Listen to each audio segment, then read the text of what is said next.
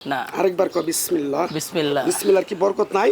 এই যে আচ্ছা। জিনিসটা তোমার দিলাম বিশ্বাস করে, বিশ্বাসের বস্তু মিলে তর্কে বহুদূর। রাগ করলে না আর উনি ভাইরাল হয়েছে দিকে যে নিলয়ের যে ক্ষতি হবে কি কোনো মানে কিছু হবে সেটা তো নিয়ে আমি তো কোনো ভাইরাল টপিক নিয়ে আসিনি। এই কন্টেন্টটা তৈরি করছি আমি আজ থেকে আরও 10 বছর আগে আমি ঢাকায় রিক্সা চালাতে গিয়েছিলাম।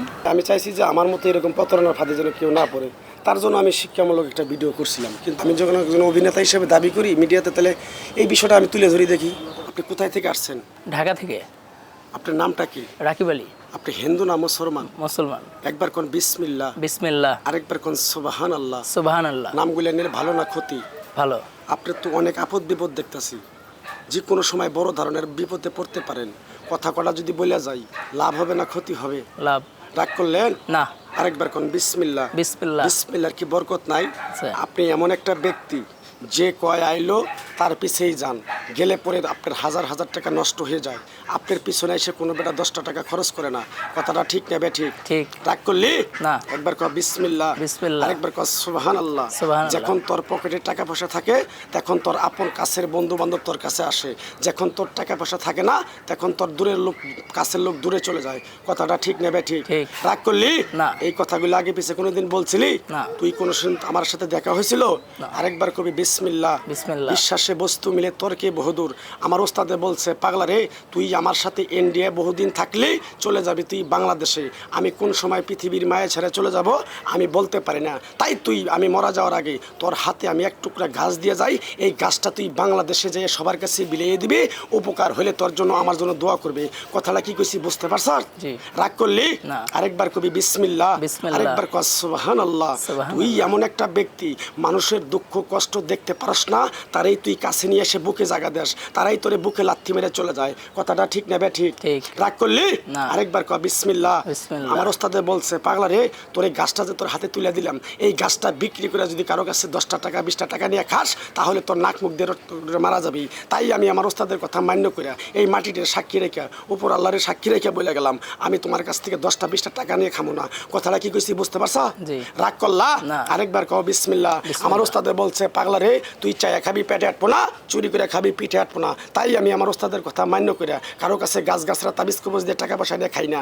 আমি যে কথাগুলো বলছি সত্য বলছি না মিথ্যা বলছি? সত্য। আরেকবার কও বিসমিল্লাহ। বিসমিল্লাহ। আরেকবার কও সুবহানাল্লাহ। সুবহানাল্লাহ। রাগ করলি না। আরেকবার কও বিসমিল্লাহ। বিসমিল্লাহ। আমি তোর এই গাছটার বিনিময়ে কোনো টাকা পয়সা খাই না। আমি তোর কাছ থেকে ঘাম ঝাড়ানো কিছু টাকা নিয়ে আমার বউ পোলাপান সংসারে যে খামু।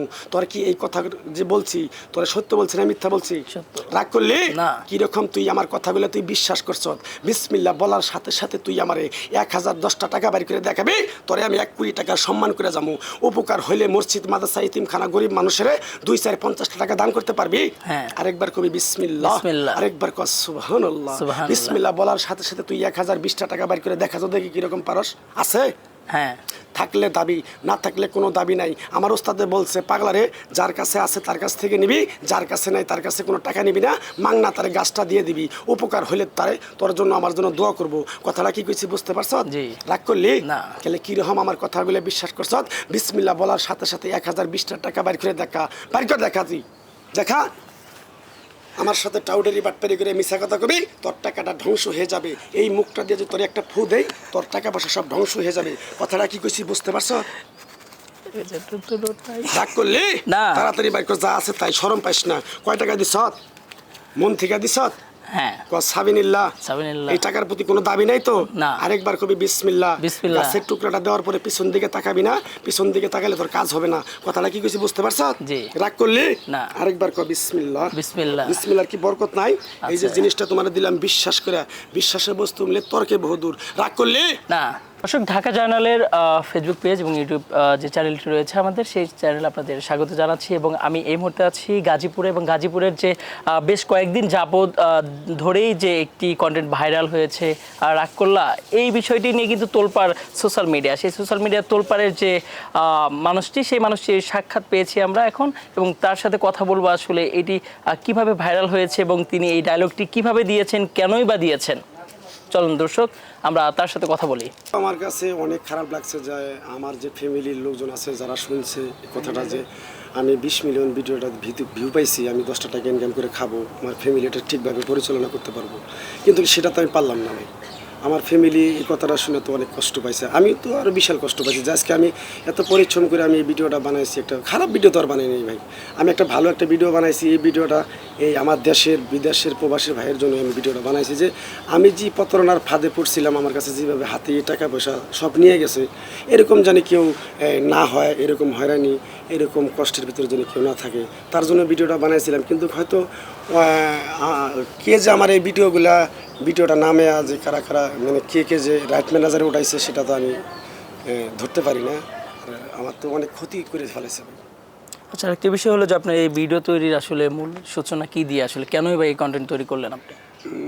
এই কন্টেন্টটা তৈরি করছি আমি আজ থেকে আরও 10 বছর আগে। আমি ঢাকায় রিক্সা চালাতে গিয়েছিলাম।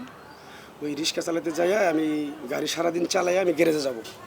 গ্যারেজে যাওয়ার আগে দিকে গ্যারেজের সামনে একটা আপনার ওই মজমা বসাইছে, মানে আমি যেভাবে ডায়লগগুলো দেই ওইভাবে ডায়লগটা দিতেছে, আমি আবার ডায়লগটা শুনতেছি। তো ওখানে অনেক মানুষ 300-400 লোক হবে। পরে আমাকে সবাইকে গাছ দিছে আগে, যে এই গাছটা আমার ওস্তাদে দিছে, এই গাছটা মানুষের মাংনা বিলিয়ে দেওয়ার জন্য। এটার টাকা পয়সা আমি নিয়ে খাই না, খাইলে পরে আমার নাক মুখ দিয়ে রক্ত উঠে মারা যাবো। তো এটা স্বাভাবিক কমন ডায়লগ, সেটা সবাই বিশ্বাসপ্রাপ্ত, মানে বিশ্বাস করে নিছে। পরে এইভাবে আমি সারাদিনে যা ইনকাম করছিলাম সব টাকাগুলো ওরা আমার কাছ থেকে হাতিয়ে নিছে, খালি আমার না, এরকম অনেক মানুষের নিছে। পরে বিষয়টা আমার তো একটু মাইন্ডে লাগলো যে না, বিষয়টা তো খুবই খারাপ হইলো। হয়তো আজকে আমার কাছে নিল আমাদের বাংলাদেশের, আমারই তো ভাই, আমার বোন, আমারই তো সব কিছু। আজকে আমি বাংলাদেশের জন্য যদি কিছু না করি তাহলে তো বাইরের রাষ্ট্র করে কোনো লাভ নেই, তাই না? তো আমি চাইছি যে আমার মতো এরকম প্রতারণার ফাঁদে যেন কেউ না পড়ে, তার জন্য আমি শিক্ষামূলক একটা ভিডিও করছিলাম। কিন্তু ভিডিওটা করে তো লাভ হলো না ভাই, আমার ভিডিওটা তো সবাই নিয়ে রাইট ম্যানেজারে উঠাইয়া তারা ইনকাম করে খাচ্ছে, আমার কোনো ইনকাম নেই।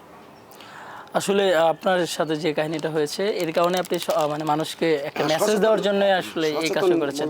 কিন্তু আপনার অনেকেই আসলে পোস্ট করছে এবং কমেন্ট করছে যে আপনি একজন আসলে বাচ্চা হকার, মানে এরকম আর কি অনেকে মন্তব্য করছে। আসলে এটা কতটুকু সত্য?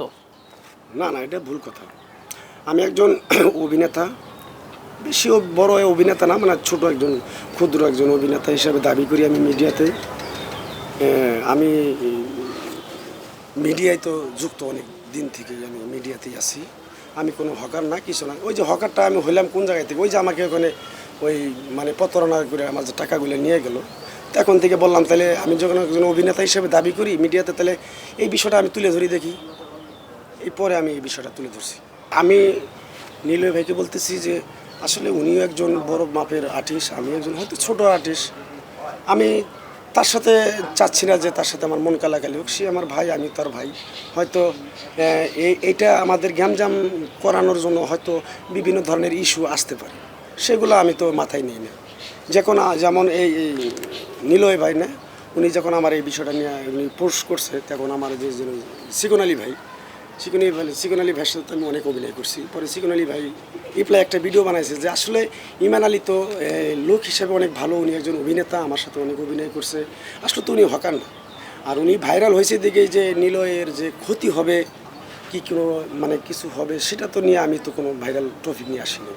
তো উনি ওনার জায়গায়, আমি আমার জায়গায়। আসলে নীলয় ভাইয়ের সাথে আমার কোনো ওই রকম কোনো খারাপ সম্পর্ক করতে চাই না, মানে ভালো সম্পর্ক ভালোই থাকবে।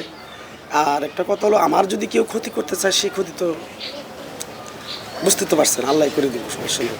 আমি কারোর সাথে মানে যে একটা মন কালাকালি মারামারি ঝগড়াঝাটি তার জন্য জানি তার পিছনে দাঁড়িয়ে যে কিছু কথা খারাপ বলবো তা না, আমি তাকে ভালো চোখে দেখি, ভালোই দেখি। আমার যারা ফ্যান ফলোয়ার আছে দেশের বাইরে প্রবাসীর ভাই বোনেরা যারা আমার এই ভিডিওগুলো সারা বিশ্বের লোকে দেখেন, তাদের কাছে আমি তো অনেক কৃতজ্ঞ, তাদের কাছে আমি অনেক ভালোবাসা পাইছি।